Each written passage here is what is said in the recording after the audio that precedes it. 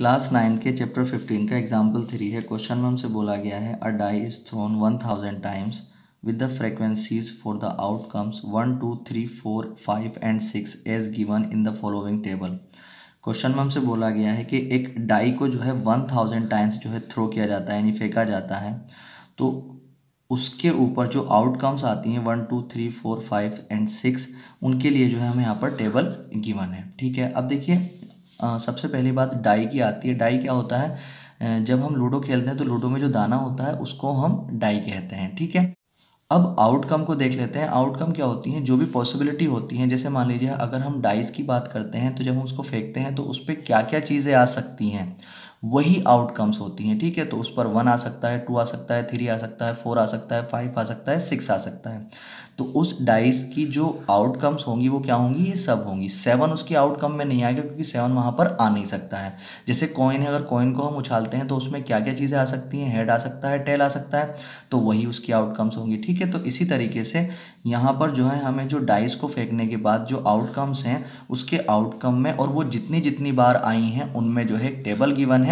हमें फाइंड करना है, find the probability of getting each outcome, यानी कि हर आउटकम्स का हमें प्रोबेबिलिटी फाइंड यहाँ पर करना है। ठीक, अब देखिए जब डाइस को 1000 टाइम्स फेंका जाता है तो जो 1 है, जो डाइस पे जब हम उसे फेंकेंगे तो उस पर 1 शो करेगा। कितनी बार शो हो रहा है, 1000 टाइम फेंकने के बाद 179 टाइम्स। ठीक है, अगर उसको फेंका जाता है तो उस पर 2 कितनी बार शो होता है, 150 टाइम। 3 कितनी बार शो होता है, 157 टाइम्स। इसी तरीके से सबके बारे में फ्रिक्वेंसीज दे रखी हैं कि कौन कितनी बार जो है आ जाता है।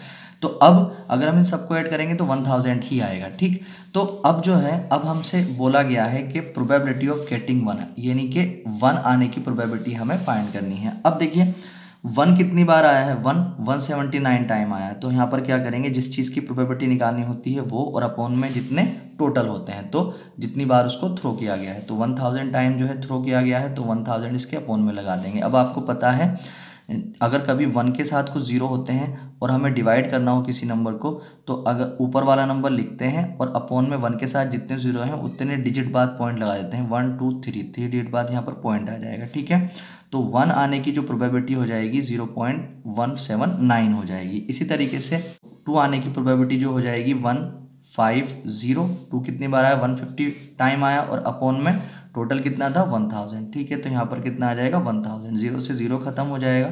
जब हम 100 से इसको डिवाइड करेंगे तो 0.15 आ जाएगा। ठीक है, इसी तरीके से अगर हम प्रोबेबिलिटी ऑफ गेटिंग 3 की पूछते हैं तो 3 कितनी टाइम्स आया था, 157 टाइम, तो यहाँ पर कितना आ जाएगा 157 और अपॉन में टोटल टाइम्स कितने थे, थ्रो करने वाले कितने थे, 1000, तो 1000। ठीक है, तो यहाँ पर जब इसको डिवाइड करेंगे तो 0.157 आ जाएगा। ठीक, अब देखिए प्रोबेबिलिटी ऑफ गेटिंग 4 आने की प्रोबेबिलिटी हमसे पूछी है, तो 4 कितनी बार आ रहा है, 149 टाइम्स आ रहा है, तो 149 और अपॉन में कितना आ जाएगा। अब आपको मालूम है कितनी बार फेंका गया था, 1000 टाइम, तो यहाँ पर कितना आ जाएगा, 1000। जब हम इससे इसको डिवाइड करेंगे तो आपको मालूम है 0.149 आ जाएगा।